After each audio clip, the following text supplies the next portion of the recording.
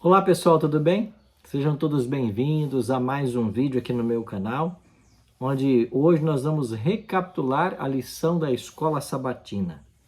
Espero que você já tenha as suas lições em mão. Temas do Evangelho de João, é isso que nós estamos estudando ao longo desse trimestre e hoje nós vamos recapitular um pouquinho o tema A Fonte da Vida. É claro que a fonte da vida é Jesus Cristo. E nós vimos essa semana que ele não é apenas a fonte da vida presente, mas a fonte da vida eterna, que todos nós aguardamos.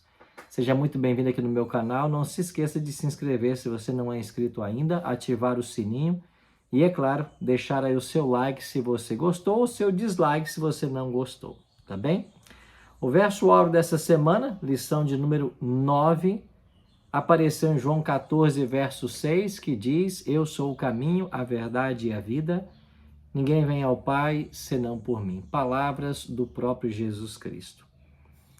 Nós temos uma ponte que nos liga novamente ao Pai. Ele é o caminho. E porque Jesus é o caminho, é a verdade e é a vida. Porque ao assumir a natureza humana, Jesus se ligou a nós por laços que jamais serão rompidos. Jesus nos une novamente ao Pai. Através de Cristo, do seu sacrifício, do seu amor e de tudo que ele fez por nós na cruz do Calvário, nós temos mais uma vez a chance de salvação e vida eterna. Por isso, vamos estudar mais um tópico do Evangelho de João e aprofundar nosso conhecimento sobre Jesus Cristo. Esta semana vamos continuar vendo a revelação de Deus conforme dada por João, e vamos também entender que, apesar das poderosas evidências de que Jesus era o Messias, ele foi rejeitado. Vamos ver essa questão por duas razões: para evitarmos cometer o mesmo erro, mas também para descobrir como podemos alcançar aqueles que correm o mesmo risco, ajudar na evangelização. Pois bem, começando a parte de domingo, a lição diz que a vida estava nele. E o texto que a lição trouxe para nós foi João 1, verso 1. Aí diz que no princípio era o verbo era Deus e o verbo estava com Deus. Em João 1, 29, você tem a famosa declaração de João: Eis o Cordeiro de Deus que tira o pecado do mundo. Por sua vida santa, por seu sacrifício vicário, por sua morte expiatória, Jesus pode hoje trazer perdão para a nossa vida e nos conceder o direito de vida eterna. Você vai se lembrar no diálogo que Jesus teve com Nicodemos, em João capítulo 3. Em dado momento, Jesus disse para Nicodemos, Assim como Moisés levantou a serpente no deserto, assim também é necessário que o Filho do Homem seja levantado, para que todo o que nele crê tenha a vida eterna. Essas palavras maravilhosas foram ditas numa entrevista solitária numa noite com Nicodemos. E também Jesus continuou, para Nicodemos o que está em João 3,16. Porque Deus amou o mundo de tal maneira que deu seu Filho unigênito, para que todo aquele que nele crê não pereça, mas tenha a vida eterna. Sim, a vida está em Jesus. Ter Cristo é ter a vida eterna. Foi isso que Nicodemos compreendeu naquele dia. É verdade que Nicodemos não aceitou de imediato, mas passado o tempo, Nicodemos foi testemunha ocular da crucifixão de Cristo, e as cenas da crucifixão o fizeram relembrar aquela entrevista noturna. E o coração de Nicodemos foi sensibilizado, e ele tomou a decisão ao lado de Jesus. Jesus não é apenas o que tem a vida eterna, mas também tem as palavras da vida eterna. E a lição de segunda deu essa ênfase, Jesus fez em João capítulo 6 um discurso muito forte, declarando ser ele a palavra da vida, e muitos dos discípulos pensavam em deixá-lo. Mas Pedro tomou a frente e disse: Para quem iremos nós, se tu tens palavras de vida eterna? A própria vida emanava ou saía da boca de Cristo. Essa expressão vida eterna, ou palavras semelhantes, aparece pelo menos 17 vezes aqui no Evangelho de João. A ideia que a vida eterna é mencionada em vários contextos, inclusive nesta alimentação dos 5.000.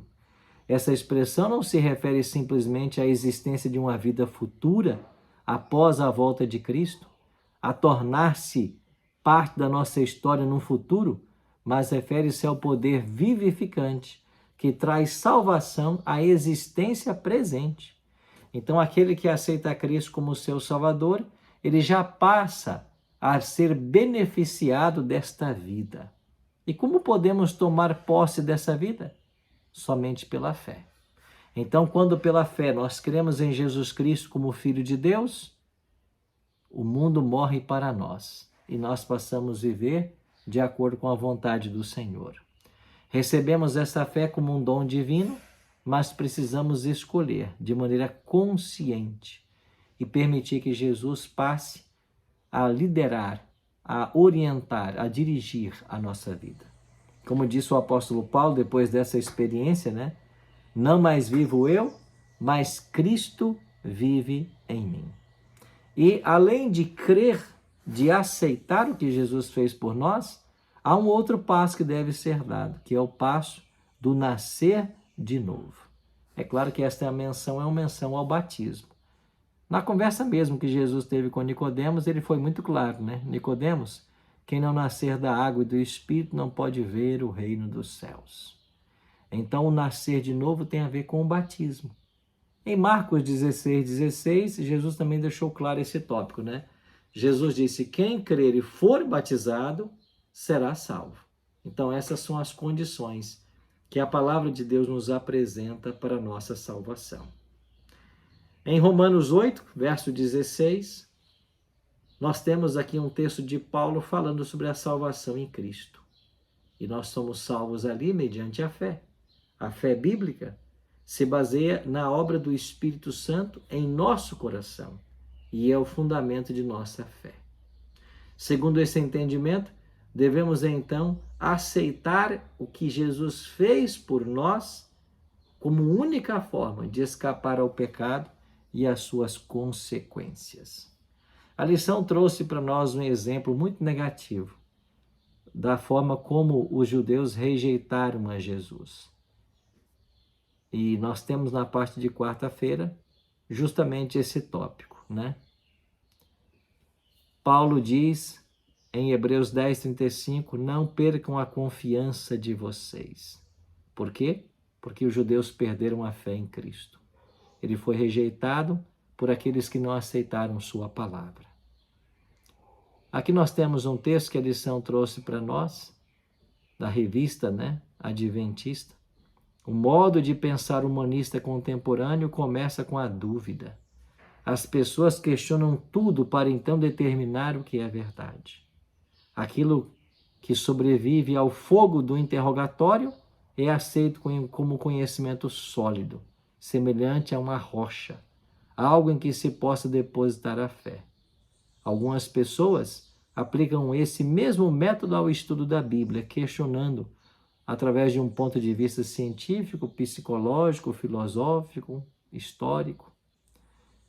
Mas o texto de Ellen G. White diz para nós que Cristo, quando Cristo perguntou, o Filho do Homem veio, será que ele vai encontrar fé na terra?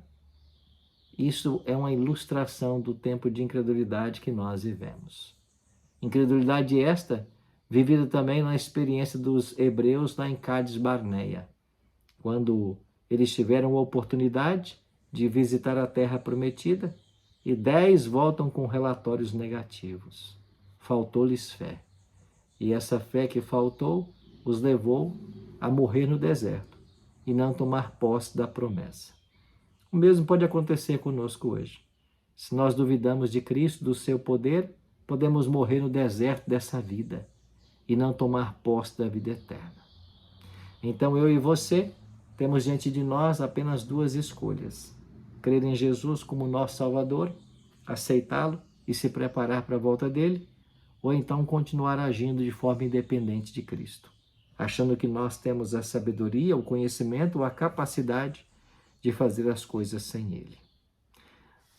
João capítulo 3, versos 18 e 36 também diz que quando nós aceitamos a Cristo, nós não entramos em juízo. A palavra aqui no original dá mais a ideia de condenação, porque julgados serão todos, mas condenados apenas aqueles que rejeitarem a Cristo.